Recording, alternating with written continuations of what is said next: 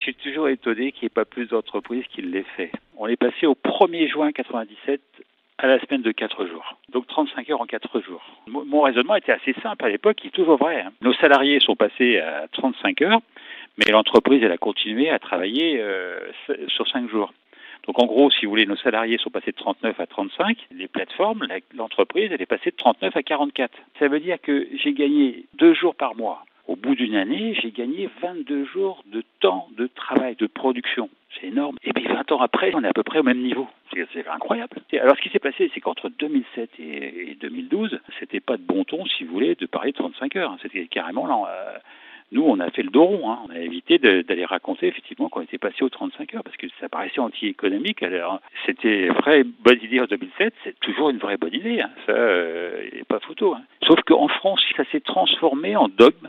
C'est comme si on ne pouvait pas en parler. Quand je vois les Allemands qui passent à 28, je me dis c'est eux qui ont raison. J'ai participé une fois à une réunion du MEDEF. J'ai pris une volée de questions qui contestaient ce que j'allais appliquer dans mon entreprise. C'est terminé.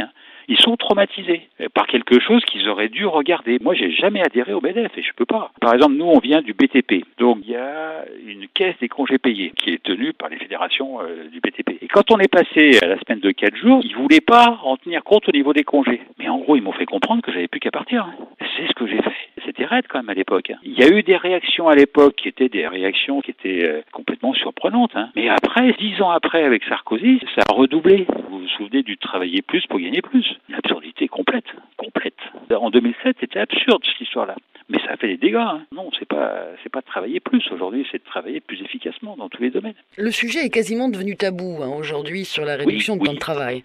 Oui, incroyable. Et en France, en Belgique ou en Allemagne, on en discute. Mais pas en France. Alors qu'on avait de l'avance.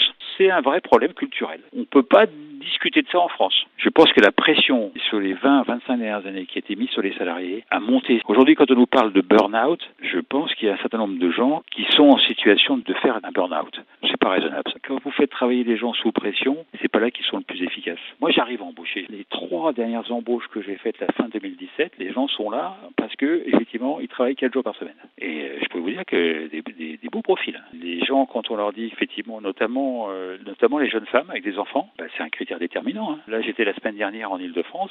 C'est vrai que le mercredi, chez nous, il y a moins de monde. Mais c'est pas grave, si vous voulez, puisque de toute manière, sur les 4 autres jours, elles font leur boulot. Si vous travaillez 4 jours efficaces, vous allez gagner votre salaire. Il y a eu un double phénomène. La loi Aubry n'a pas pris en compte ce qui s'était fait juste dans les 2 années précédentes. Et après, la droite a pris ça comme cible. C'est politique au mauvais sens du terme, si vous voulez, parce que inutilement polémique. C'est stérile, quoi. Ce sujet-là n'a pas avancé en 20 ans.